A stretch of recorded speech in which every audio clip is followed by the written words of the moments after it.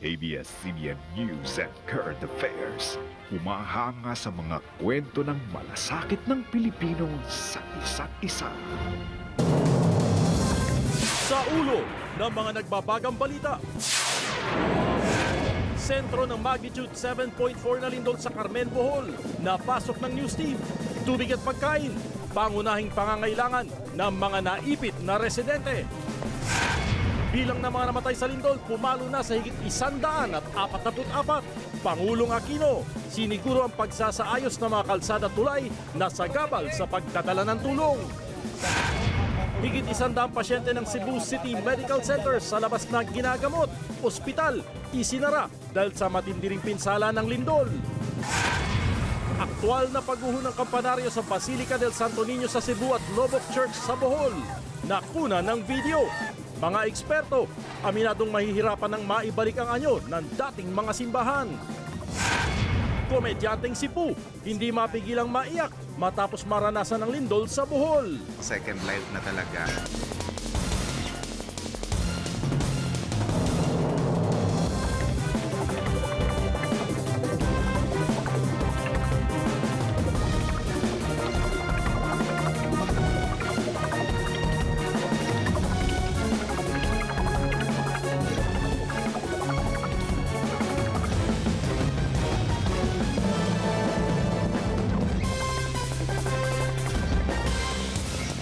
Live mula sa ABS-CBN News Center, Manila. Ito ang TV Patrol!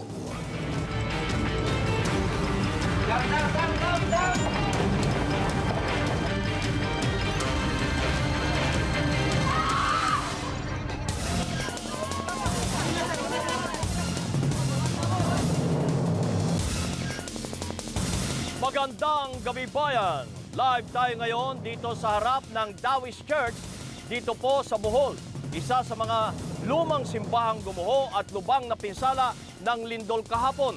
Ito po ay itinayo noong 18th century matapos maglagay ang Spanish missionaries ng unang simbahan na gawa lamang sa light materials noong 1697. Ang simbahan po ay alay sa Our Lady of the Assumption at ang estruktura nito ay batay sa Byzantine at Romanesque architecture. Ang mga obra po sa kisame na bumagsak din ay likha ng artist na si Ray Francia noong 1916.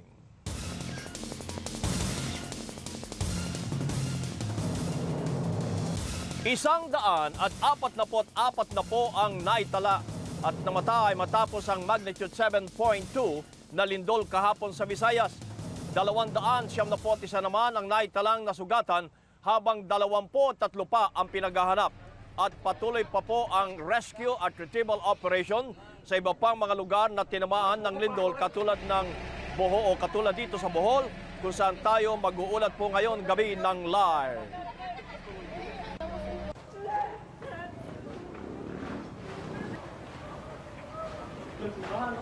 At kanina naman, nakausap natin si Ginoong Jeffrey Huerte, isa pong supervisor sa Lubok Tourism Office. Naglilinis sila kahapon sa paligid po ng Lubok River, isa sa mga dinadayon mga turista sa bayan ng Lubok, nang biglang lumindol bandang alas 8:12 ng umaga. Sa video po nakuha ni Ginoong Huerte, mapapansin ang mga sandaling lumindol na malakas at unti-unti napansin po sa video ang pagkakagulo nila at dito nga ay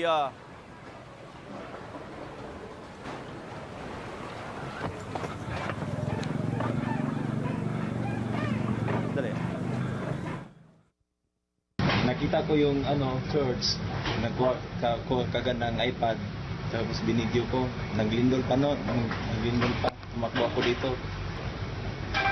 Malungkot kasi hindi na namin yan makikita pa ulit.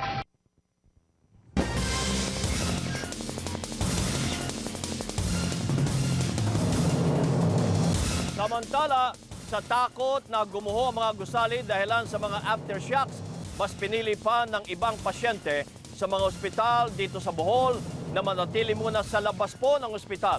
At dahil patuloy ang pagdating ng mga naaksidente, nangangambang magkukulang na rin ang supply sa mga ospital. Live nagpapatrol sa Tagbilaran City si Bernadette Sembrano. Bernadette, kamusta ngayon ang sitwasyon dyan sa Tagbilaran?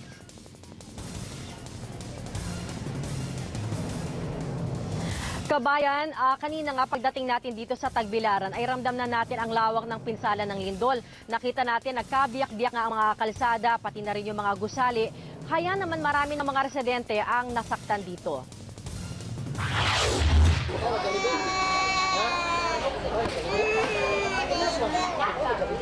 Nanimilipit sa sakit ang batang lalaking ito sa basketball court ng Celestino Gallares Hospital sa Tagbilaran City, Bohol. Isa lamang siya sa halos 20 pasyente ng trauma ward na inilipat sa labas sa pangambang gumuho ang ospital matapos ang lindol. Pati ang paradahan para sa mga ambulansya, pansamantalang naging neonatal intensive care unit. At dahil nakakapasok na ng Tagbilaran ang mga sasakyan mula sa iba't ibang lugar, unti-unti nang dumadagsa ang mga biktima ng lindol. Dito sa whiteboard na ito nakalista ang mga pangalan ng mga isinugod sa ospital. Sa kasamaang palad, 8 sa kanila ang pumanaw na. Si Nanay Veneranda nagtamo ng matinding sugat sa ulo at panga nang mabagsakan ng bato at bakal ng lumindol. Mula nang dalhin sa ospital, hindi siya bumitaw sa hawak na krus. Kahit anong problema, kung mananalig tayo dito, sa pamaraan ng pagdasal. Tulungan niyo po yung ina ko. May bali siya dito sa Balakang. Kailangan siyang magamot. Puno ng galos at namamagarin ang binti ni John David. Nasa internet shop siya sa ground floor kasama ang mga kaibigan nang bumigay ang 3 palapag na gusali. Siya lamang ang nakaligtas sa kanilang magkakaibigan. Nakaka-trauma pero wala akong ibang nagawa kundi ang magdasal lang po. Dahil sa inaasahang dami ng mga darating na pasyente, hindi na magkandaugaga ang tauhan ng ospital, lalo't nagkakaubusan na ng supply. Code red na kami, meaning all personnel have to be present. Sa ngayon, ang kailangan talaga ay tubig, pagkain, at tulugan. Kailangan talaga ang betadine for cleaning and antibacterial. Tumugon naman ang Sagip Kapamilya at naghatid ng mga gamit at pangangailangang medikal ng mga pasyente. Samantala, tutungo naman tayo sa iba pang mga lugar na hindi pa naaabutan ng tulong.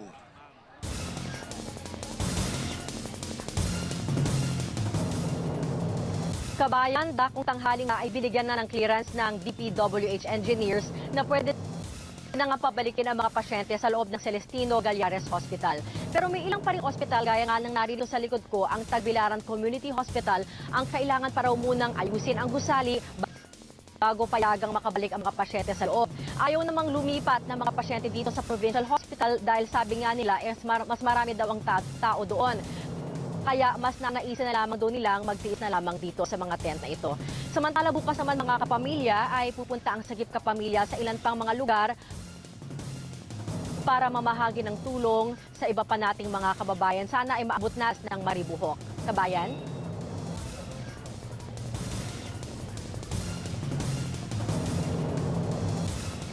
Maraming salamat si Bernadette Sembrano live mula sa Tagbilaran City. Kalunos-lunos ang sitwasyon ng daang-daang pasyente sa bayan naman ng Loon, Bohol, na isa sa pinakamatinding tinamaan po ng lindol. Isolated ngayon ang Loon matapos na masira ang mga tulay na nag-uugnay sa ibang bayan. Nagpapatrol si Ron Gagalak. Ang sakit ng katawan na hindi masabi ng 4 na taong gulang na si Keisha, sa pag-iyak niya isinisigaw. Nadagana ng pader ang ulo ni Keisha at nabali ang kanyang kaliwang binti. Isa lamang si Keisha sa daang-daang mga pasyente ang ngayoy walang masilungan sa Natalino Castillo Memorial Hospital sa Loon, Bohol. Gumuho ang buong ospital kaya't marami sa mga pasyente ang ngayoy nasa ilalim ng mga puno at doon na lang isinabit ang kanilang mga swero. Ilan pang pasyente tulad ni Keisha ang ginamitan na rin ng saha ng puno ng saging o di kaya'y mga karton bilang brace sa mga nabalian ng buto dahil sa kakulangan ng gamit. Kailangan namin pain reliever, IV fluids. Yung plaster nga, naubusan na kami ng plaster. So yung ginamit na lang namin, yung gauze na lang, tinatali na lang namin just to have IV line attached. No? And then, pagkain namin mula pagkahapon, yung rice lang at saka yung sardinas. Marami pa naman sa mga pasyente ang mga bata at matatanda na kung hindi sa muka, sa mga braso at binti ang naging tama. Hanggang kaninang hapon, walang tigil ang dating ng mga nabagsakan ng konkreto at matagal din bago na itakbo ng ospital. Tulad ni Shirley na walang nagawa ang mga doktor kundi putuli na ang kanyang kanang braso. Nadaganan po siya ng puste na simento sa bahay nila. Oo. So 9 hours siya na bago na extricate. So nadala siya kagabi. We try na makontrol yung bleeding. At saka umabot ng almost midnight na nag-decide yung surgeon namin, yung isang doktor namin na tanggalin na talaga yung... Ika-15 na ang bangkay na ito na nakuha mula sa mga gumuhong gusali at halos 100 na ang sugatan sa loon. Hindi agad maibiyahe ang mga pasyente dahil bukod sa biyak-biyak ang mga kalsada, naputol din ang mga tulay na nag-uugnay sa kanila sa ibang bayan. Kaya isolated ngayon ang loon. Maaari lamang marating ang lugar sa pamamagitan ng mga bangka o di kaya'y sa paglalakad ng ilang kilometro. Lahat ng gusali at kagamitan ng nag-iisang ospital sa Loon ay hindi na mapapakinabangan pa. Sa likod lamang nitong dormitoryo ng ospital na nag-collapse dito sa may Loon ay makikita ang isang napakalaking bitak at marahil sa aking pag-iikot dito sa buong lalawigan ng Bohol ay ngayon lamang ako nakakita ng ganito kalaki na bitak at ganito rin kalalim yung pagkakabiyak niya nang mangyari ang lindol kahapon ng umaga. At kung inyong makikita, limestone po yung ating nakikita na bato, isang matibay na bato pero nabiyak ng lindol ng ganyan kalakas. Halos hindi na rin magagamit ang mga eskwelahan sa Loon at may mga bahay na rin na hindi na maaayos pa. Mula dito sa Loon, Bohol, Ron Gagalak, Patrol ng Pilipino.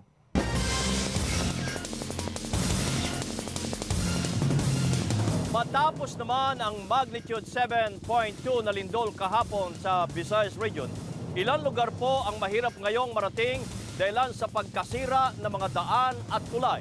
Nagpapatrol si Stanley Palisada. Sa bayan ng Carmen, Bohol ang epicenter ng lindol. Nagkataon ding sa mapa ng probinsya, halos ito ang nasa gitna.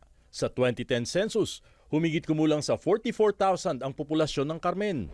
Narating na ng aming mga kasama ang bayang ito kung saan naroon ang pinakapamosong tourist attraction ng Bohol, ang Chocolate Hills. At tumambad sa amin ang matinding pagkawasak ng mga burol. Humigit kumulang 60 kilometro sa timog kanluran ng Carmen ang kapitolyo ng Bohol, ang Tagbilaran City. Kumpara sa Carmen, higit sa doble ang populasyon ng syudad, halos 97,000. Marami rin ang pinsala ng lindol dito sa Tagbilaran. 15 minutos naman mula Tagbilaran ay ang bayan ng Baclayon, kung saan nandoon ang isa sa pinakamatandang simbahan, ang Baclayon Church na hindi nakaligtas sa epekto ng lindol. 30 kilometros sa silangan ng Tagbilaran ang bayan ng Lobok na sikat sa River Cruz at 17th century na Lobok Church na gumuho rin dahil sa lindol. Mahigit 16,000 lang ang populasyon ng Lobok. Kanina, narating na rin ng ABS-CBN ang mga bayan ng Maribohok, Loon at Tubigon. Mga bayan sa hilagang kanluran ng Tagbilaran City na grabe ring napinsala ng lindol. Unang nahirapan itong maabot dahil sa mga nasirang daan. Pero marami pang bayan sa Bohol ang hindi pa nararating ngayon. Mula sa sentro ng lindol sa Carmen, tanging ang mga nasa timog kanlurang bahagi pa lang ng probinsya ang nararating. Wala pa sa ngayong nakakaalam kung gaano namang kalaking pinsala ang inabot ng natitirang hilagang silangang bahagi ng Bohol. Stanley Palisada, Patrol ng Pilipino. Napasok naman ng ABS-CBN ang ilang isolated na bayan sa Bohol kung saan tumadbad ang matinding pinsalang iniwan ng lindol. Marami din po ang nasira sa bayan ng Carmen kung saan naitala ang pinakasentro ng lindol. Live mula sa Carmen, Bohol, nagpapatrol si Hernel Tokmo. Hernel, ano na ngayon ang kalagayan ng mga apektado ng lindol dyan sa bayang naikot mo na? Kabayan, pagkain at tubig ang pangunahing pangangailangan ng mga residente sa mga bayan na patuloy na isolated matapos masira ang kanilang mga tulay at mga kalsada dahil sa lindol. Ito ang bayan ng Carmen sa Bohol, sentro ng magnitude 7.2 na lindol na yumanig sa maraming bahagi ng Visayas kahapon. Higit 50 kilometro ang layo nito sa Tagbilaran City, Bohol. Mula sa Himpapawid, maaaninag na ang pinsalang idinulot ng lindol sa St. Anthony de Abot Church. Sa Carmen din matatagpuan ang sikat na Chocolate Hills, nakabilang din sa nasira ng pagyanig. Napasok ng news team ang bayan, natirahan ng mahigit 40,000 katao. Sa grandstand, inilikas ang mahigit sa 100 pamilya na nawasak ang mga bahay, tulad ni Aling Marites. Akala ni Aling Marites, katapusan na ng mundo noong yumanig. Si Aling Evelyn at ang kanyang pamilya, takot nang bumalik sa kanilang bahay dahil sa mga aftershocks. Inilabas din ang mga pasyente dahil nasira ng lindol ang mga ospital. 3 ang naiulat na nasaktan sa Carmen. Matindi rin ang pinsala sa kalapit na mga bayan. Sa aerial shot na ito ng Loon, Bohol, ilang bahagi ng bundok ang gumuho at may mga daanang barado ng natibag na mga bato. Lumapag ang Sky Patrol sa bayan ng Maribohok na hindi pa napapasok. Sinalubong ang news team ng mga residente. Di mapigilan ni Aling Gloria na maiyak. Nagkuha na laming tubig dito. Kailangan nila ng pagkain at tubig ngayon. Itinuturing na isolated ang bayan ng Maribohok dahil nasira ang tulay patungo sa Tagbilaran City. Pero sa pamamagitan ng mga bangkang ito, mas madali nang maitawid ang tulong mula sa lungsod papunta sa bayan. Hindi lang produkto ang ibinabangka palabas ng Maribohok, kundi mga pasyenteng kailangang gamutin sa malalaking ospital sa Tagbilaran. Nabitak din ang mga kalsada. At sa ngayon, tanging motorsiklo lang ang makakalusot. Halos lahat ng bahay na dinaanan namin ay may mga sira. Ang makasaysayang simbahan sa Santa Cruz Church na itinayo pa noong 1767, tipak na lang ng mga bato ang natira. Lahat, ubos lahat. Wala nang ngayon. Ground zero talaga lahat.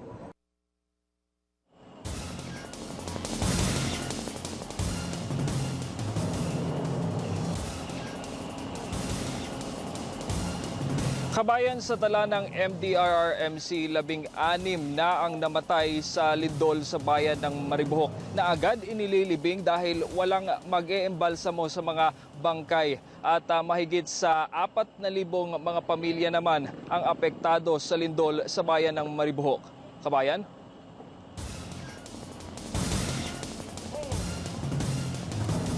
Maraming salamat. Live ang report ni Hernel Tokmo.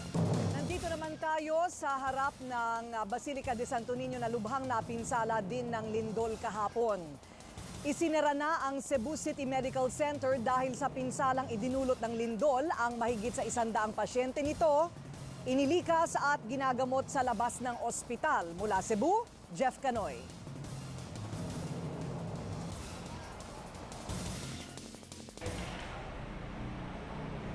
Nakabibingi ang katahimikan sa loob ng Cebu City Medical Center. Iisang kaluluwa walang makikita. Ang mga kwarto tila inabandona. Ang tanging naiwan, mga bakas ng nangyaring lindol kahapon. Mga basag na bintana, mga bitak sa mga poste at hagdan, at ang mga nagpapa-ekis-ekis na mga lamat. Dahil hindi ligtas sa loob, sa labas nilagay ang mga pasyente. Ang dating mga departments, ospital, kanya-kanya na lang na masisilungang tent. Tiis-tiis na lang daw, sabi ni Rowen, na isa sa 109 na pasyenteng naka-admit ngayon. Di bali na raw nasa labas kung saan ligtas kaysa makulong sa loob ng ospital pag lumindol ulit. Mahirap kasi pangatlong lipat na namin to eh. Galing kami sa likod nito, may covered courthouse, doon naman sa katabi, tapos ngayon dito na naman. Mahirap. Siyempre, maingay. Tapos ngayon, alikabok pa eh, may karamdaman ka pa. Ayon sa pamunuan ng ospital, nilipat na raw nila sa ibang facility ang mga nasa kritikal ang kondisyon. At naiwan na lang ang mga kaya pang gamutin kahit kulang-kulang ang gamit. Di pa raw nila alam kung kailan sila makakabalik sa loob ng ospital o kung papayagan pa ba silang makabalik. Yung recommendation ng local engineer is that kailangan pa yatang i-retrofit daw before we can reoccupy the hospital. Sinasalamin ng mga taga-ospital ngayon ang saloobin ng maraming Cebuano na hindi maialis ang takot sa muling paggalaw ng lupa. Para sa atin na wala dito kahapon, makikita sa mga kuha ng mga CCTV, gaya ng isang kopya na ibinigay sa amin ng isang hotel, ang tindi ng pagyanig ng lindol dito sa Cebu. Sa kuhang ito, makikita na nataranta ang mga taong nasa restaurant at sa labi ng yumanig ang gusali. Nagsitakbuhan ng lahat palabas nang magkalabugan na ang mga gamit. Ang mga ilaw sa kisame, naggalawan na rin, kaya't yung ibang nag-alinlangan pang umalis ay napasugod na rin palabas. Ang mga kotse sa parking lot, nag-ugaan sa lakas ng yanig. Wala pang 1 minuto ang tinagal, pero habang buhay na raw itong dadalhin ng mga nakaranas sa lindol. Jeff Canol, Patrol ng Pilipino. Nasa milyong piso ang halaga naman ng mga istrukturang nawasak ng lindol kahapon, habang ang ibang gusali ay maaari pang maisalba at maayos kung gagastusan. Mayroong mga bahagi ng kasaysayan na hindi na maibabalik kailanman. Narito ang aming ulat. May kabuuang 213 tulay na iba-iba ang haba at laki sa buong Cebu Province na nagkokonekta sa pagitan ng mga syudad. Sa matinding pagkakayanig sa Cebu ay ang mga tulay ang una naming ipinagtanong. Ang Marcelo Fernan Bridge ay isa sa pinakamalaking tulay dito. Ang nakikita po ninyo ngayon ay ang bitak-bitak na bahagi sa ilalim ng bandang kalagitnaang haligi ng malaki at mahabang Marcelo Fernan Bridge dito po sa Mandaue. Nakikita po ninyong bitak-bitak yan, pero ayon sa kinatawan ng DPWH dito sa Region 7, ito po daw ay hindi dapat pangilagan, katakutan at hindi mapanganib para sa mga motorista at maaari pa ring daanan. So Ginoong Pailado, ang ibig sabihin ay na-mobilize na ang lahat ng kinatawan ng DPWH para i-assess itong tulay na ito at ito po hindi mapanganib sa mga motorista. Opo ma'am, na-assess na po namin itong tulay na ito. Ligtas po ito sa lahat ng mga klaseng sasakyan natin. Ang makita po natin dyan ay minor component lang. So talagang safe yung tulay natin as of now. Okay, pag sinabi pong mga crack, nakabalita po kami ng mga crack. Ano po yung mga crack na nabalitaan po namin sa ibang tulay? Yung crack po ma'am sa ibang tulay ay focus lamang po sa mga minor components din. So since hindi yun sa main member, safe talaga yung tulay lahat dito sa Cebu. Kung walang naaksidente sa mga tulay at ang mga ito nga ay opisyal nang idineklarang ligtas. Ang mga palengke naman dito ang naging mitya ng buhay ng ilang mga Cebuano. At ito naman po ang Mandaue City Public Market kung saan nalalaman po natin nangyari ang lindol sa kasagsagan ng oras ng pamimili ng mga namamalengke. At nagkaroon po ng gulo dito nang mangyari ang lindol. Ito po ang makikita nating mga bitak sa mga haligi ng palengking ito. At yan po mga crack yan ha. At ito naman po ang eksaktong lugar kung saan nabagsakan ang isang namatay na biktima. Si Jorinda Casul, isang tindera ng karne. At sa ngayon nga po meron pang isa ring kasama niyang critical ngayon sa ospital. Tandaan po ninyo ang nangyari nung araw na yon. Ang dami ho sigurong mga namamalengke. Opo ma'am.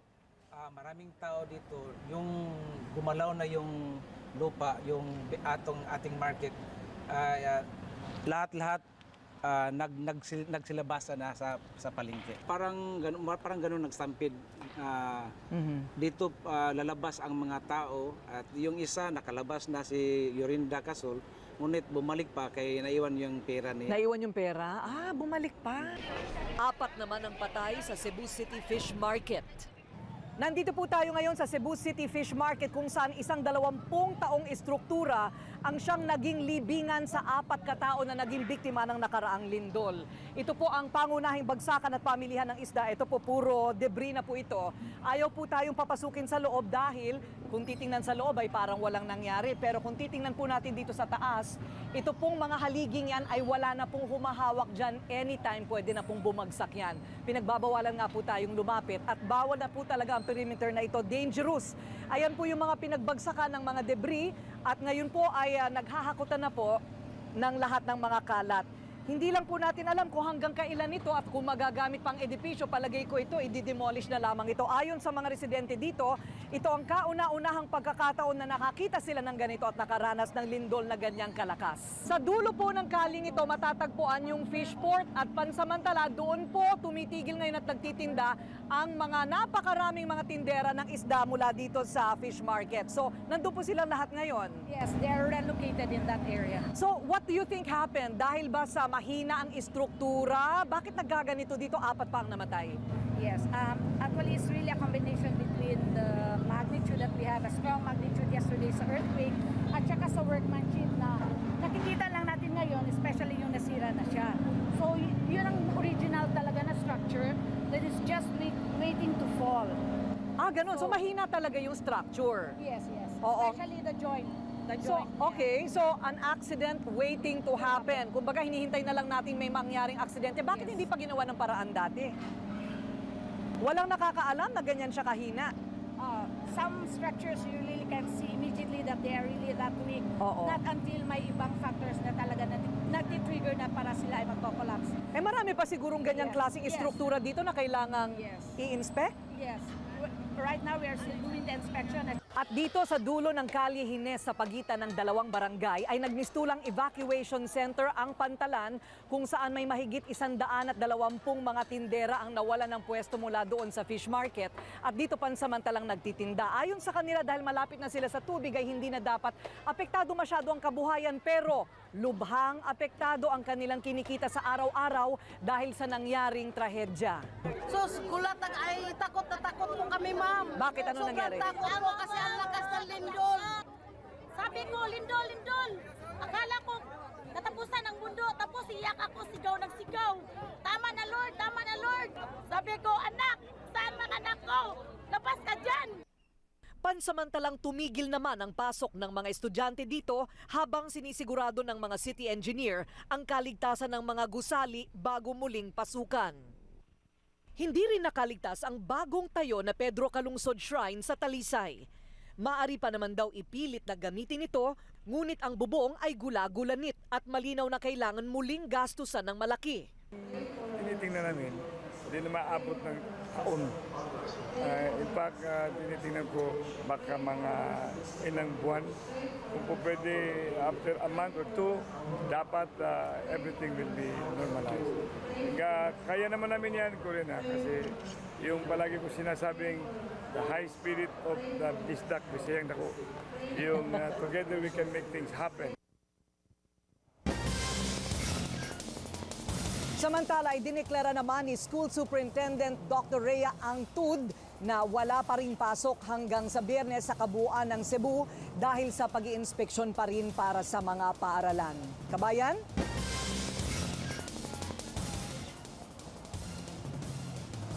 Maraming salamat, Corina, mula sa Cebu. Samantala, dumalaw na po kanina sa Bohol si Pangulong Noynoy Aquino isang araw matapos nga nahugupitin ng malakas na lindol ang probinsya ng Bohol. Hanggang kanina po ay nararamdaman pa rin ang mga aftershocks dito sa Bohol. Sinisikap naman ng pamahalaan na mabuksan ang mga kalsadang natabunan ng landslide o kay nasira para makapaghatid ng tulong sa mga apektadong komunidad. Live mula sa may Tagbilaran City, nagpapatrol si George Carino. George, ano naman ang iniwang pangako na itulong ng Pangulo sa kanyang pagdalaw dito sa Bohol para sa kapakanan naman ng ating mga kababayan sa Bohol? Kabayan, may mga utos na binitiwan kanina ang Pangulong Noynoy Aquino na sa mga opisyal ng gobyerno na kasama niya sa pulong at ito'y para mapanatag ang kalooban ng mga biktima ng lindol at masiguro din na maihahatid ang serbisyo ng gobyerno lalo na sa panahon ngayon na ito'y higit na kinakailangan. Katulad na lamang nito mga pasyente ng Tagbilaran Community Hospital na ngayon ay dito inaalagaan sa bakanting lote ng kanilang pagamutan. Itong bakanting lote na to nagsisilbi ng emergency room at ward para sa mga pasyente. Dito na sila ginagamot at inaalagaan dahil nga natatakot pa na bumalik doon sa gusali dahil may mga nararanasang aftershocks. At ang mga ito ay ilan lamang sa marami nating kababayan dito sa Bohol na hanggang ngayon ay hindi mapalagay dahil sa nangyaring lindol. Binasag ng lindol ang makasaysayang simbahan ng Dawi sa isla ng Panglao, pero hindi nabasag ng kalamidad ang pananampalataya ng mga Boholano. Our church may be shaken or fall, but our faith must continue. Mabigat ang pinsalang iniwan ng lindol sa mga taga-Bohol na lalong nagpapahirap sa kanilang kalagayan ngayon. Sa ginawang aerial inspection kanina, nakita ang lawak ng pinsalang iniwan ng lindol tulad ng mga landslide na tumabon sa kalsada at ang mga nasirang tulay na lalong nagpapahirap para madalhan ng tulong ang mga nabiktima ng lindol. Pero sa pagdalaw ng Pangulong Aquino sa mga evacuees kanina, sinabi ng Pangulo na di na kailangang humingi ng mga taga-Bohol ng tulong para makumpuni ang mga nasirang tulay dahil nasa plano na naman talaga napapalitan ang mga tulay dahil sa may kalumaan na. 3 tulay ho ang nasira. Yung isa ho doon nakaschedule na talagang palitan by next year. Mapapaaga ho yung pagpalit. Punto, lahat itong mga putol-putol na bahagi, no, madidikit natin ulit yung mga komunidad. Pinulong din ng Pangulo ang mga opisyal ng gobyerno para matiyak na mabilis na may babalikan serbisyo ng kuryente. Di magkakaproblema ang supply ng petrolyo, walang magsasamantala sa presyo ng mga bilihin at maisasagawa sa madaling panahon ang structural inspection para makabalik na ang mga tao sa mga bahay at gusali na nasira. Ayon sa PHIVOLCS, mula kahapon ay mahigit 800 aftershocks ang naitala. 14 dito ay naramdaman ng mga tao. What we need to just watch out is that damaged buildings and houses must be avoided, must be inspected right away. People must avoid areas affected by landslide and steep slopes. Pero may mga bahay na di na makukumpuni. Si Tony Pino, sininop na lang ang mga mapapakinabangan pa mula sa guho ng tahanan nila. Back to zero tayo eh. Back to zero ka na naman. Sabi ni Tony, wala naman siyang magagawa kundi bumangon lang ulit at ipagpatuloy ang buhay ng kanilang pamilya. Isa sa mga problemang kinababahala kanina ng Pangulo Aquino ay yung report na mayroong 23 tao na nawawala dahil dito sa nangyaring lindol. Kasabay ito ng report na mayroong 120 taong namatay at mayroon ding 181 tao na nasugatan na binigay kanina ng Bohol Provincial Police Office. Ang gusto ng Pangulo magbigay ng detalye itong mga ahensya ng gobyerno kung ano yung ginagawa sa paghahanap at kung saan at ano na ang narating ng mga naghahanap para naman mabigyan ng kagaanan ng kalooban itong mga pamilyang nawawalan ng kanilang mahal sa buhay. Kabayan.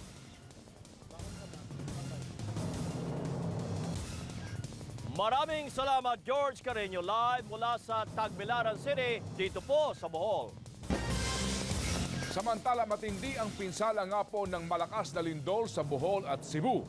Pero kung sa Metro Manila po ito tatama, gaano nga ba tayo kahanda? Hindi po tayo mananakot pero batay po sa isang pag-aaral, marami ang mamamatay at mawawasak na ari-arian sakaling iyanigin po tayo sa Metro Manila ng malakas na lindol. Papatrol, Maan Makapagal. Kung isang intensity 7.2 na lindol galing sa West Valley Fault ang tatama sa Metro Manila sa gabi habang natutulog ang halos lahat ng may 12 milyong residente ng Metro Manila, tinatayang 35,000 tao agad ang mamamatay. Ito ang lumabas sa pag-aaral ng JICA, MMDA at PHIVOLCS noong 2004. Mas malawak ang devastation sa atin. Mas maraming populasyon. Pangalawa, mas densified, mas maraming struktura. Tinatayang higit 100,000 ang masasaktan sa pagguho ng may 170,000 bahay. Klase ng materyales, kung saan ang kinalalagyan niya, yung edad ng gusali, kung kailan to ginawa, siguro more or less mga 40%. Asahan din ang sabay-sabay na pagsiklab ng may 500 sunog sa mga pabrika, ospital at mga bahay dahil sa short circuit at pagsabog ng LPG at petroleum leakage mula sa mga storage tank. Magkakaroon din ng liquefaction o pagguho, lalo sa mga lugar na malalambot ang lupa o malapit sa Ilog Pasig, Laguna Dibay at Manila Bay. Na mga gusali na na mabibigat at hindi tama ang pundasyon, pwedeng magkaroon ng pag-tilt yung mga gusali.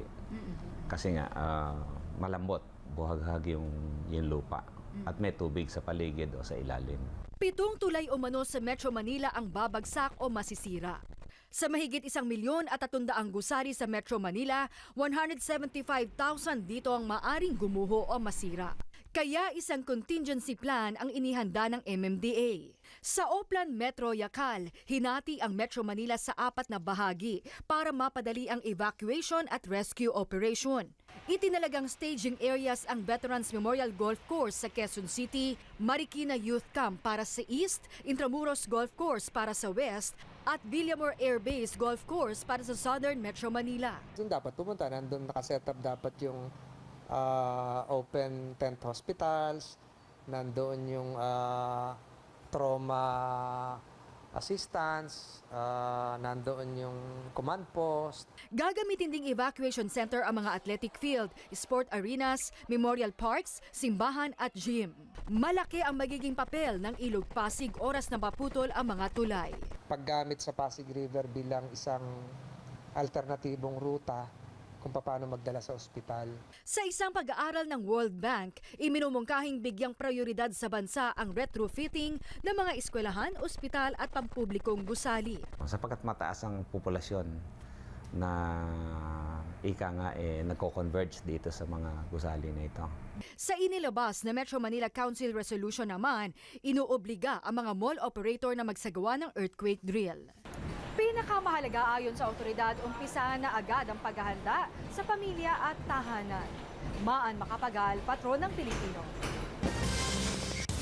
Sa harap po ng pinsala nga ng malakas na lindol sa Bohol at Cebu, muli pong nanawagan ang mga otoridad na paghandaan ang ganitong kalamidad.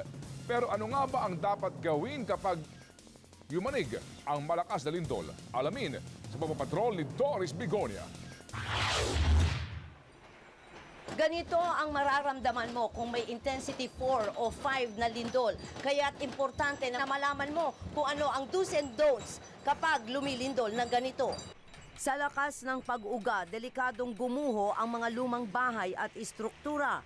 Kung medyo may edad na rin yung gusali, medyo nababawasan ang tibay nito through the years. Na-expose sa elements. So kinakailangan tignan natin at ipukumpunihin. Kapag inabot ng lindol sa bahay, mas makabubuting manatili sa loob at humanap ng matibay na pagsisilungan gaya ng matibay na mesa. Sa ngayon, marami ng plastic na yari sa plastic. At definitely, hindi nito kaya ang bigat ng pwedeng makadagan sa atin.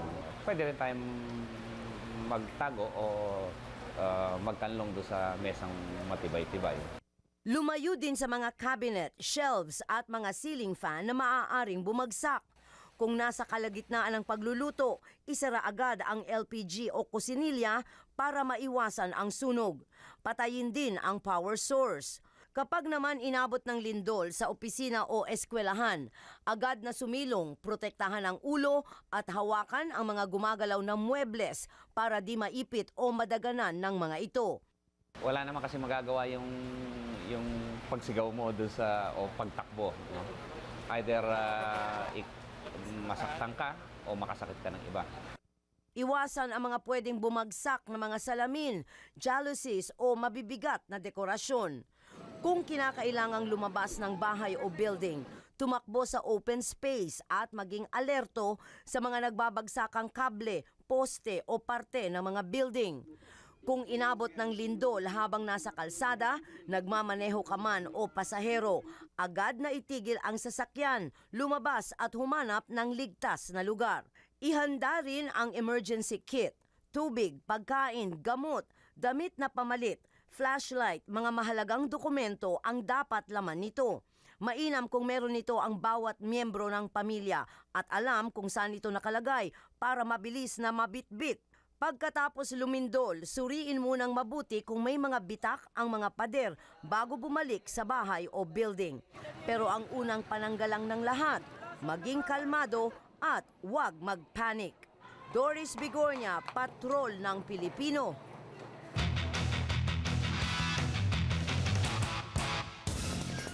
Naidepensa po ng Philippine Ascals ang 2013 Peace Cup Trophy matapos na manalo kontra koponan ng Pakistan. Kanilang inialay po ang naturang panalo sa mga biktima ng lindol. Nagpapatrol, Dayan Castillejo. Unang nakascore ang Pakistan. Nakawala sa defender ang number 10 player nila at nilobo ang bola pasok sa goal. Bago nagtapos ang first half, nakabawi ang Pilipinas. Malayo ang sprint ni Stefan Schrock na dinala ang bola hanggang goal. Hinintay niya saglit ang ka-teammate si Patrick Reichelt. Tamang-tama ang anggulo ng pass, naka-goal si Reichelt.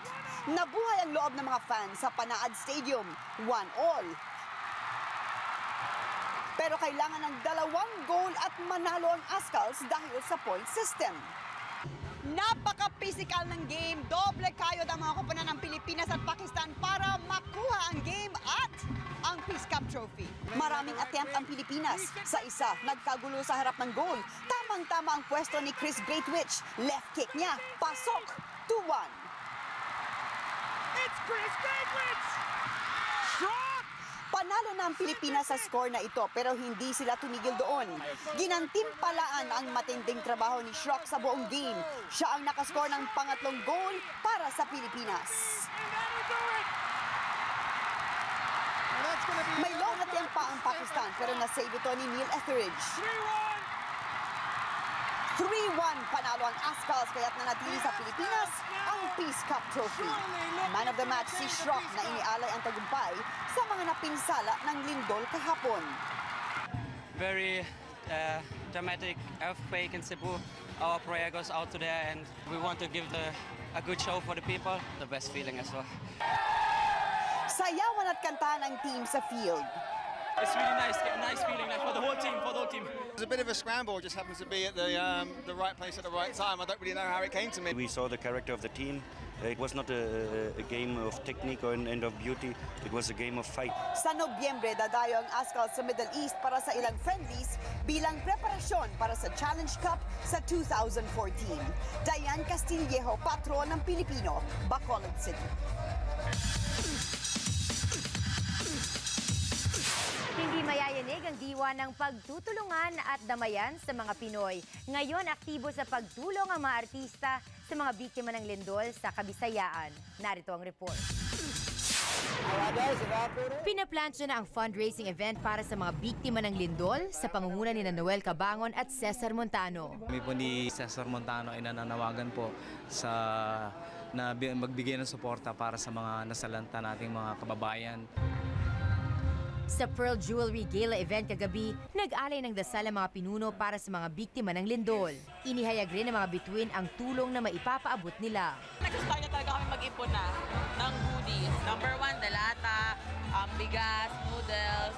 And syempre, ang pinaka-importante, prayers pa rin. We never forget about our brothers from wherever they are. We still pray for them. Nakikiramay at nakikiisa rin ang mga artistang tutulak sa Amerika para sa One Kapamilya Go. Sa mga kababayan po namin dyan sa Bohol at Cebu, nakikiramay po kami ng buong puso sa inyo. Punta kami Amerika, madami tayong mga brothers and sisters doon. Mag-garner tayo ng support galing from them. Maybe they can provide funding para may tulong lang sa mga nasaktan o nawalan ng bahay.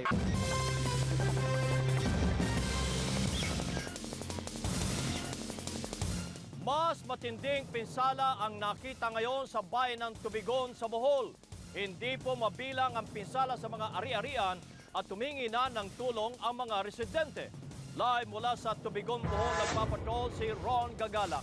Ron, ano ba yung nasa likod mo at wasak na wasak ang itsura ngayon? Itong nasa likod ko, kabayan, ay ang munisipyo ng Tubigon. Ito yung bahagi, yung harapang bahagi, kabayan, ng munisipyo na gumuho dahil sa napakalakas na lindol. Nagkaroon din ito ng mga damages sa looban at sa bandang likuran.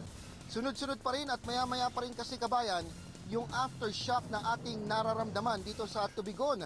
Pero hindi ito naging hadlang para ipagpatuloy ng kanilang mga kababayan yung pag-rescue sa kanilang mga kasama at kapitbahay dito na naipit sa mga gumuhong gusali at mga bahay. Pilit isinasalba ng mga taga-Tubigon, Bohol ang isang lalaking naipit sa ilalim ng gumuhong bahay. Ito'y kahit alam na nilang wala na siyang buhay. Senyales, ang bahagi na lang ng kamay niya ang nakikita mula sa gumuhong pader. Nanawagan na po talaga kami ng tulong para po mahanap na po yung katawan niya. Hirap na po talaga kami. Hindi ko na talaga po kaya. Hindi raw nakalabas agad ang biktimang si Danilo Cruz habang naghihintay ng sukli sa loob ng tindahang binibilhan. Sabi ko, Papa, lumabas ka na dyan. Tapos may nakakita sa kanyang isang lalaki na yung may lumabas na kamay. Parang kami lang talaga yung inaantay niya. Ang matagilid na bahay na ito ay walang pinagkaiba sa iba pang bahay na napinsala rin ng pagyanig ng lupa. Marami pa rin ang hindi sumisilong sa kanilang mga tahanan at nasa mga palayan pa rin tulad sa bayan ng Kalape. Humihingi na sila ng tulong na pagkain at tubig. Ang 4 na letra ng salitang help na isinulat sa sako ay pagsasalarawan ng kanilang gutom at uhaw. Hindi man makapagtagalog pero pilit binibigkas ni Nanay Waning ang paghingi ng awa sa mga taong hindi nakakaranas ng kanilang sitwasyon. Tinitipid niya ang mga tutong ng kanin dahil bukas wala na silang kakainin pa. Siksikan din ang pila sa mga gasolinahan. Naguunahan sila sa pagkuha ng lumiliit ng supply ng krudo. Ito'y kahit hirap sa pagbiyahe ngayon, maging ang mga maliliit na motor dahil sa mga nagkabitak-bitak na kalsada, konkreto man o lupa.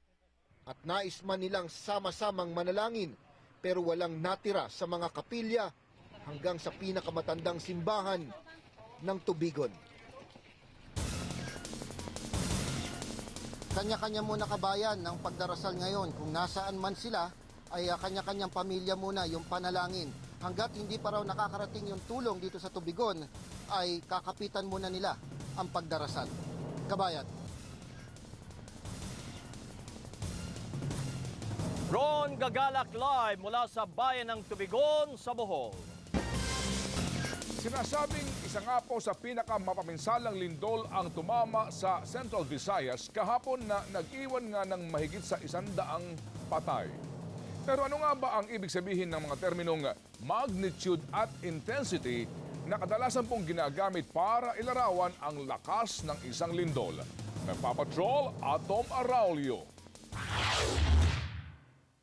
Magnitude 7.2 ang lindol na tumama sa Bohol kahapon. Ang epekto nito, ramdam hanggang sa Cebu at mga karatig na probinsya. Magnitude ang ginagamit ng mga scientists para ilarawan ang lakas ng isang lindol sa epicenter o mismong pinangyarihan nito. Isa itong sukat ng enerhiyang inilalabas ng isang lindol. Ang lindol sa Bohol ay katumbas daw ng 32 atomic bomb na sumabog sa Hiroshima, Japan. Pero kung iisa lang ang magnitude ng lindol, pwedeng mag-iba-iba ang intensity nito depende sa lugar. Ang intensity kasi ay sukat ng lakas ng pagyanig ng lupa na dulot ng isang lindol. Kadalasan itong lumiliit habang papalayo sa epicenter, gaya ng isang malakas sa pagsigaw na lalong humihina habang lumalayo sa pinanggagalingan nito. May isa pang paraan ng PHIVOLCS para ipaliwanag ang pagkakaiba ng magnitude at intensity. At ginamit na lang halimbawa ang kamao ni Manny Pacquiao. Yung lakas ng suntok ni Congressman Pacquiao is the magnitude of is comparable to the magnitude. Yung effect dun sa kalaban, yun yung intensity. Sa makatwid, kahit iisa lang ang lakas ng suntok ni Pacquiao, iba-iba ang epekto nito depende sa kalaban. Para sa PHIVOLCS, mas importanteng maintindihan ng publiko ang konsepto ng intensity dahil may mga palatandaan itong madaling makita sa paligid. Ang pagguho ng mga lumang gusali gaya ng Baclayon at Lubok Church sa Bohol halimbawa ay palatandaan ng Intensity 7 na lindol. Hindi ito inaasahan sa mga lugar na tinamaan ng Intensity 6 pababa gaya ng Negros Oriental at Iloilo. Ang kaalaman sa intensity ng lindol na posibleng tumama sa inyong lugar ay makatutulong para makapaghanda sa mga epekto nito. Atom Araulio, Patrol ng Pilipino. At abangan mga eksperto aminadong mahihirapan ng maibalik ang mga nawasak na simbahan sa dating anyo. At bagong contest na That's My Tomboy ng Showtime Worldwide Trending Topics sa Twitter. Ang lahat ng yan sa muling pagbabalik ng TV Patrol.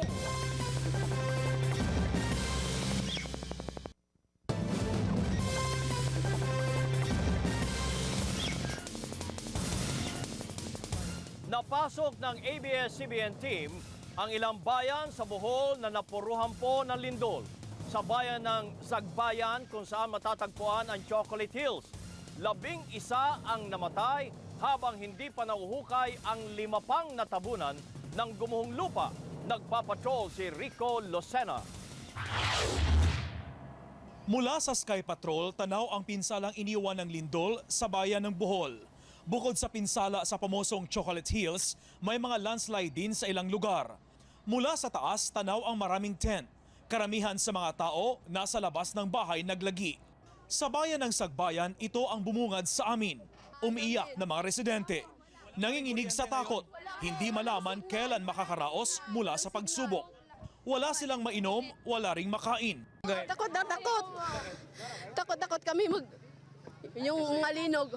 Hadlok yapon. Ang batang si Stephen nagtiis sa loob ng tent. Si Manong Pino hinaplos ang kanyang anak na si Clint. Nagtamo ng maraming sugat ang bata. Natabunan si Clint sa kanilang gumuhong bahay. 2 sa kanyang ate ang namatay. Patay din ang kaibigan ni Clint na si Jeeve. Si Manong Max hindi mapigilan ang maiyak. Namatay din ang kanyang katiwalang si Luzminda matapos matabunan ng kanyang bahay. Parang anak lang namin to. Halos oras-oras ang aftershock at sa gitna ng pag-i-interview, biglang yumanig. Kitang-kita sa mukha ng mga tao ang palulumo dahil sa nangyari. Lahat ng bahay apektado, maging kanilang munisipyo sinira ng lindol. Hindi na pwedeng mapakinabangan. Sana matulungan kami. Umaasa ang mga taga-Bohol na dumating na ang tulong para makabangon sila agad matapos ang trahedya. Rico Lucena, Patrol ng Pilipino, Bohol.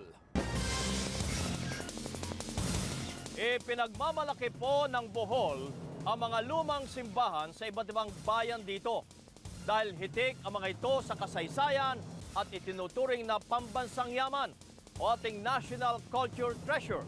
Pero dahilan po sa nakaraan lindol, kahapon, ilan sa mga simbahang ito na dinadayo ng mga turista ay nasira. Sa kabila ng peligro sa harap ng biyahe, inisa-isa namin ang mga simbahang ito at narito po ang aming naging pagpapatrol. Hirap pala to eh. Ito yung sinasabi. Yan, di ba?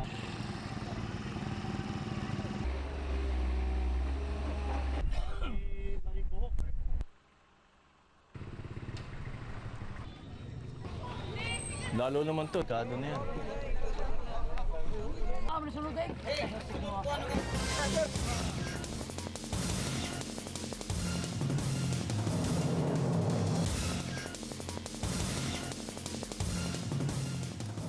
Ating pong babalikan si Kabayan sa kanyang report na naantala po pansamantala. Samantala, hindi na po umaasa pa ang mga eksperto na maibabalik pa sa dati ang mga lumang simbahang gumuho dahil pa rin po sa malakas na lindol kahapon sa Cebu at Bohol.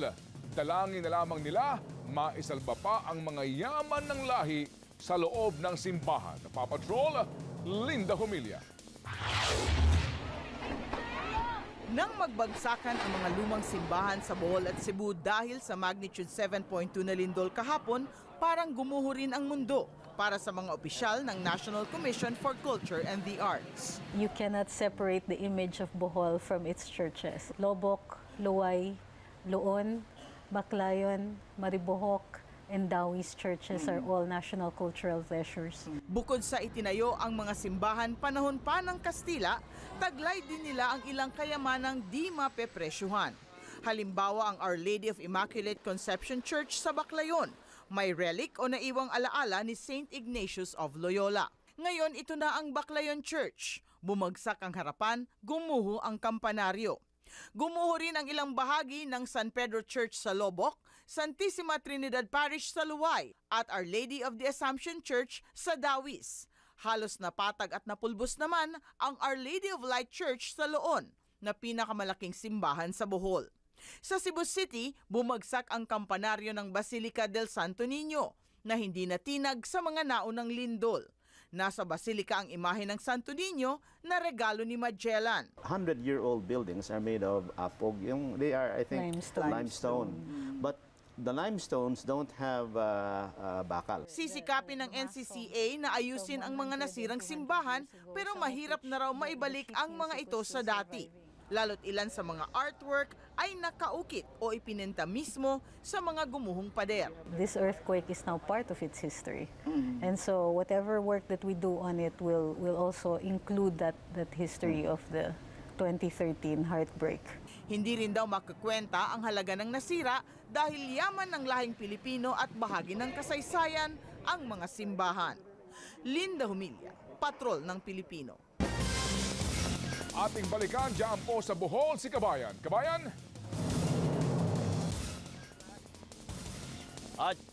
At yun na nga po, pinagmamalaki nga ng Bohol ang mga lumang simbahan sa iba't ibang bayan dito dahil hitik ang mga ito sa kasaysayan at itinuturing na pambansang yaman o national culture treasure. Pero dahil lang po sa lindol na naganap kahapon, ilan sa mga simbahang ito na dinadayo ng mga turista ay nasira. Sa kabila ng peligro at hirap ng biyahe, inisa-isa po namin ang mga simbahang ito at narito ang aming pagpapatrol. Hirap pala to eh. Ito yung mga sinasabi. Yan, di ba?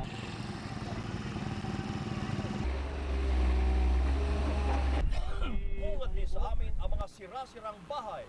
Maliit man na malaki at maging eskwelahan. Lalo naman to, tado na yan.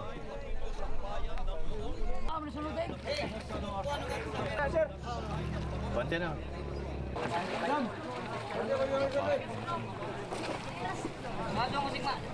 Yan na lang. Yan ang tira. Christ the King.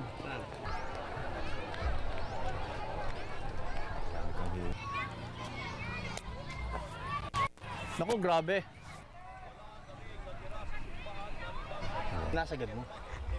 Hindi. Kaya ni Father umakyat? So walang tao sa loob. Actually, mayroon kaming hinalaang baka mayroon. Pero Nandito sa ilalim? Sa ilalim, pero wala pa kaming confirmation. Ayan. Sa bayan ng Maribohok, sira-sira na rin ang simbahan ng Holy Cross Ito na na lang halos natira. 400 taon na.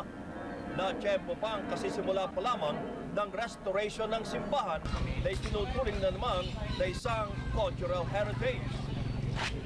Nasaan dyan ang simbahan mo ngayon? Alin dyan? Parang ito yata. Oh, siyo. Hindi ko na ma-identify. Hindi na. Ito yung bell tower. Tapos simbahan yung sa likod. Maging ang ilang bahay sa harap ng simbahan ay hindi nakaligtas. Sa isa na lamang ang natitira sa lumang simbahan din ng San Isidro Labrador na itinayo noong pang 1852. Si Jesus Christ hindi nagalaw. Oo na. Pinamaya ulo. Walang ulo. Mukhang bubong, hindi pa ganun topical. Oh, yung bubong. Bago. Kaya, yun ang nga reason siguro na na-maintain yung ceiling. Kasi nga, noon pa, parang pinagawa yung bubong. So, hindi kaya tatagasan ng tubig. Inabutan pa kami ng aftershock ng lindol sa gitna ng paglilibot sa nasirang simbahan. Ang ibang tao tuloy nagtakbuhan palayo. Sinadya rin namin ang Dawish Church kung saan pinagmimisahan pa ang isang pumanaw ng lumindol kahapon. Puro bitak din at guho ang simbahan hanggang sa likod. Uy, lumilindol pare.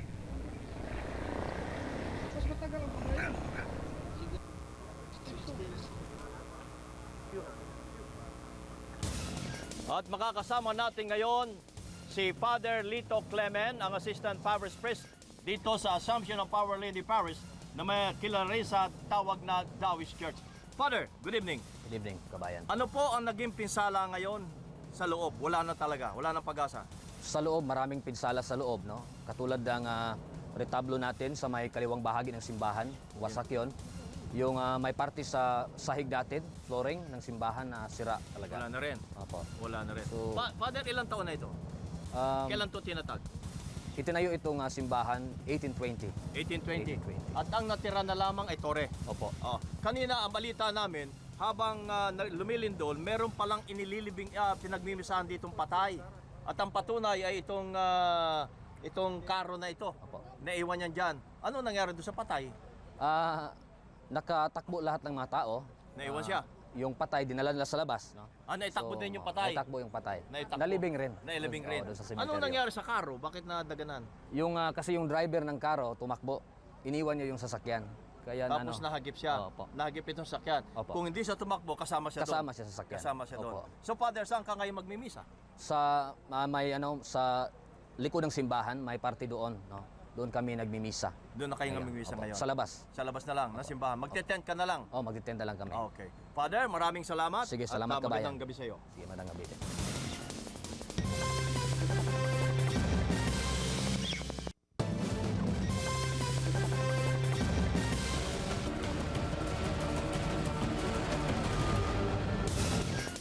Sa ating pong CCTV patrol, nakunan po ng CCTV cameras ang pagbundol ng isang taxi sa isang batang tumatawid sa lungsod ng Baguio. Makikitang tumatawid sa kalsada ang tatlong magkakapatid. Pagtawid, nasa lubong nila ang isang taxi. Nakaiwas pa ang dalawang bata pero naipit sa gulong ang binte ng kanilang ate. Sumaklolo ang isang kagawad at isinugod sa pagamutan ang nabundol na bata. Nagtamo ng sugat sa kaliwang binti ang biktima. Binayaran po ng taxi driver ang mga ginastos ng pamilya. Hindi na rin siya kakasuhan ng pamilya ng biktima. Isa sa mga napinsala ng napakalakas na lindol kahapon ang makasaysayang Basilica del Santo Niño sa Cebu. Gumuho ang kampanaryo ng simbahan sa aking likuran sa kasagsagan ng lindol. Ang Basilica del Santo Niño ay sagisag ng pananampalataya ng mga deboto ni Senyor Santo Niño. Mayaman ang kasaysayan ng Basilica del Santo Niño de Cebu. Ang kumbento ng Santo Niño de Cebu ay itinatag ni Father Andres de Urdaneta noong 1565. Itinayo naman ang simbahan taong 1566 ni Father Diego de Herrera gamit lang ang mga kahoy at pawid. Pinaniniwala ang itinayo ang simbahan sa mismong lugar kung saan natagpuan ang orihinal na imahe ng Santo Niño. Pero ito'y nasunog. Taong 1605, muling itinayo ang simbahan ni Father Pedro Torres. Nayari ito taong 1626 pero muling nasunog 2 taon lang ang nakalipas. 1628 nang umpisahan muli ang konstruksyon. Sa pagkakataong ito, bato na ang ginamit sa pagtatayo. Pero ipinatigil ang paggawa ng gusali matapos malaman na depektibo ang istruktura. Pebrero 29, 1735, nang muling itayo ang pundasyon ng Basilica del Santo Niño sa tulong ng mga residente at parokyano sa Cebu. Mula noon, dinadayo na ng mga deboto si Senyor Santo Niño ang Basilica. Dito sila nagsisindi ng kandila para ipakita ang kanilang debosyon para kay Senyor Santo Niño. Tanyag din ang simbahan na puntahan ng mga turista dahil sa nakamamangha nitong arkitektura. Pero dahil sa naganap na magnitude 7.2 na lindol kahapon, gumuho ang kinalalagyan ng kampana ng makasaysayang simbahan. Matapos ang napakalakas na pagyanig, ito na ngayon ang itsura ng Basilica del Santo Niño. Puno ng guho ang paligid ng simbahan. At ito na ngayon ang napakasakit tignan na itsura ng Basilica de Santo Niño. Wala na siyang tore sa bandang kanan at dito naman po sa paanan makikita ang daan-daang taong edad ng tipak ng bato mula sa tore, bagay na ni minsan hindi naisip ng mga Cebuano na mangyayari. So it actually happened, Architect Hava. Ano ngayon ang palagay mo na nararamdaman ng karamihan sa mga deboto lalo na? I'm sure it hurts, it pains everybody because as you know, the belfry is what holds the bells, and as you know, we were bajo las campanas, we were under the bells. The bells tolled, the bells pealed, the bells spoke, and the people would come, and that was the sign that God was everywhere. Isang araw matapos ang lindol ay narito pa rin at parang nakatulala. Hindi pa rin makapaniwala ang mga Cebuano habang sila'y nakatitig dito sa kanilang minamahal na Basilica de Santo Niño. Kagagaling lamang ni Pinoy dito ngayong hapon, ngunit nandito pa rin sila at pansin ko na sila'y nakatitig dito sa tore. Ang tore pa man din ang siyang simbolo ng kahit na anong katedral o simbahan at ito pa naman ang siyang gumuho, pinakasira matapos ang lindol. Pinakamalaking tipak ito na nagmula doon sa gumuhong tore. Sa ngayon ay pinag-aaralan pa ng mga arkitekto kung magagamit pa ang mga malalaking tipak ng bato na ito na punong-puno ng kasaysayan sa restoration ng simbahan. Kung tititigan kasi ang napakagandang kisame nitong basilika, marami po yung ganyang mga crack, mga parang bitak. So, dapat ba yung pangambahan, Architect Hava? Pwede bang magpatuloy na magsimba ang mga tao dito sa basilika? Offhand, I can say yes because these are just paintings that are pasted on the wooden ceiling, and I think the cracks are just are appearing only on the pasted ceiling panels and not on the ceiling structure itself. Ayun, okay. So that's good news. That's good news as far as the ceiling is concerned.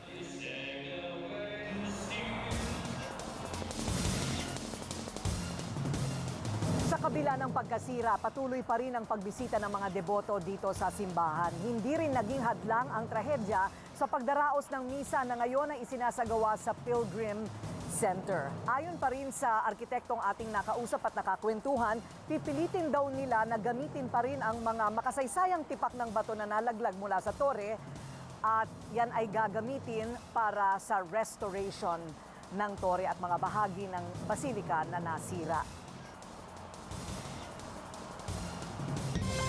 At yan po mga balitang nakalap sa aming mas malawak na pagpapatrol.